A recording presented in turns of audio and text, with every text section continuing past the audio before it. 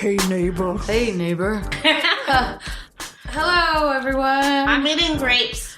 Yeah, got some grapes. We're live from my house. Your kitchen, to be exact. Yes, up against the kitchen table. And then live with us today is Peanut. Woo, woo, woo.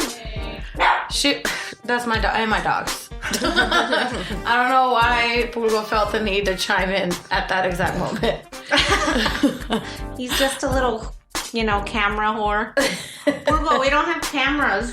No one can see you, so you're not as relevant. Just kidding. Pretty much. Pulgo's loves attention, and he's a Chihuahua, so he thinks he's the best thing ever to exist. Yeah, he also hates white people. Kind of, yeah. But to be fair, he also hates everyone else equally. Equality. He kind of loves me. Yeah, but you're close enough to a Mexican Maria. Well, I've discovered that he loves Marias. Oh yeah, I could totally pass for a Maria. Yeah. But he's like, close enough. There's no actual Marias here, so I'll take it. You're the second choice. Yeah. He definitely likes Mexicans, though, and I don't know what that's about. Because he's a Chihuahua. They literally bred them to like it. I know. It's so funny. His dad is a hateful little shit. May he rest in peace, I guess. I guess hate is, hereditary, huh? That one hated everything. Everything. And then he would yell at me on purpose, I swear. He did it on purpose. Anyway. You have a lot of resentment towards this little dog dad. The fact that you know your, dog's parents still, blows my mind. At least for Pulgo. I know your other dogs are mutts from the... Who knows where. They were from some store in Hayes. And I didn't even intend to get them that day. It just happened. You were going to get a salamander or some shit? Yeah, some weird, a lizard or something, just to make it easy and have a pet. But then my roommates convinced me that a dog is what I needed. So naturally, I ended up with two of them. I mean, and they're related, so that's cool that they're litter mates. Hold on. She's trying to eat. We got dinner time interruptions again. She really gets in the bowl pretty well. But this happens when we. So Jason and I started a spin-off podcast. I don't know if you know this. Uh-oh. I don't know. Have we not talked about this? Oh, hey, do a plug for your other podcast. Okay, we'll do a plug. Spin-off. It's not a spin-off. It's not a spin-off, but I'm in it, so I'm called if it's co-starring me, I'm just calling it a spin-off. We can call it a spin-off. It's okay. How dare you? Anyway, we watch what is that? Superstore with America Ferrera. Oh yeah. And then we talk about the episode. It was cute. I really didn't watch past the first season, but you have to watch it and then listen to the podcast because we pick it apart. It's got a lot of really good stuff in there. Oh yeah, there's some really quality content in that show. But what we do is we digest it. I wonder if it's loosely inspired by Walmart. I wonder. Blue aprons, or what are they wearing? No, not sponsored. I feel like they wear blue vests. Yeah, and I feel like they're maybe slightly inspired by the religious background of a certain craft store. Yeah, there's some of that. Mm-hmm. So, but every time we sit down to record, I swear, our little dog Rocky, he comes in and he freaking eats his food and drinks the water very loudly, and we're just like, do. The dog doesn't make a lot of noise, but it's funny that he does that right when you're recording. Right when we're sitting at the table recording, he's like, ooh, now's a great time for me to be very loud in my kibble. For sure. Well, what were we supposed to talk about today? Shoot. Did we have anything on the... Yep, something about work? No, I wanted to talk more about the white guy doing henna. Oh, yeah. That was something that I really wanted to talk about, because it really, Tell me the story. Okay, so I was at this art reception, and there were different studio spaces you could go into, and there were different vibes happening. Like, a lot of it's just, like, artists trying to sell their work or, like, showing off their like, new paintings, work in progress. And there was a variety of different things happening. But I walked into this one space, and I see this, like, beautiful black woman with a fro and flowers in it. Like, just in her hair, she has these flowers that she just found. And cool. I was intrigued because she was the one getting henna by this white guy. The look on your face tells me everything here. So, like... Well, I mean, I'm just... Like, I was so confused because she was sitting there having him draw on her, and then there was this other younger black girl. She was, like, you know, I say girl because she's, like... maybe 18, probably younger. Yeah. She seemed really young, and I was trying to figure out if she was with the woman getting her hair henna done or not.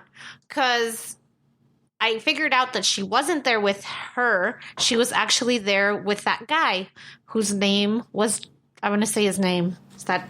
I mean, we don't know this person anyway. Okay, his name was Jason.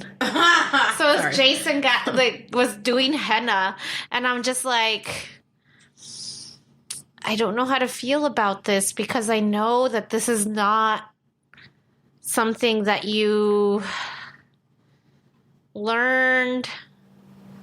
Like, right, it's not like your family's traditions. But how is it marketed, I guess? Was it saying inspired by or anything? Did they give any credit? Of that. No. So I asked him. I had to ask because I'm... Like, at first, I was just feeling the water. I was feeling the water because I have two women of color in the room with me who are actively supporting the work that this white man is doing. So I'm like, what's happening? What to do? Yeah, because I don't want to offend these women more. Like, I don't fucking care about Jason. Just gonna fucking throw that out there right now. What I care about more is about Jason's patrons. Yeah, for sure. Right? Because the women who are, like, deciding to put time and energy and money into this are, like, important to me. So was the exhibit or whatever, was it centered around henna? No. Okay, so what was even the point? It was like a cultural art show, so it's like all cultures, like, we're so cultured. So was this one just saying, look, I can do henna? Yeah, but he was really good. I think that's why I was conflicted. Like, if he was bad at it, I'd be like, oh. But he was really good. But I was just like, so I asked him eventually, I'm like, so where did you learn this? Yeah. And he's like, oh, you know, first I mentioned how I'm like, oh, this is like traditionally from like Middle Eastern and Asian cultures, right? Mm-hmm. And he's like, oh, yeah. And I'm like, so where did you learn? Right. Right. Is it something that you Googled? What did you do? So I have mixed emotions about stuff like that in general, because first I feel that if you are going to be doing something, let it be known that it is not yours and that it is inspired by another culture. And the second thing is I have a problem with culture being not okay until it is appropriated. Because, for example, I watched this documentary of these native women in Alaska who are native to Alaska in that area, and they would traditionally tattoo their faces or like paint them. I can't remember if it's paint, or tattoos. I cannot remember, but I know they did facial markings. Yes, there we go. And that is really common. I know, like, Puerto Ricans, the Taino natives that were there also did face paint or like decorations. It's part of why I got my nose ring. Right. Nose rings are a great example too, though. Right. I mean, granted, the traditional ones were bone, but I mean, I can't walk around with that in my nose because I don't know. But you could, but people would be like, oh, that's weird. And that's the thing, is that it's my culture, but then if I go too far into it, then it's not okay. Right. And so I have a problem with that, not because he was doing it. If you're talented, whatever, but credit the culture that it's coming from. Don't say that I'm doing tinted tattooing. That's not it. It's henna. You're obviously using henna. So, talk about that or educate. Would have been a great opportunity to educate folks on why henna is what it is. I don't know. I feel like it was just really weird to see a white guy doing it.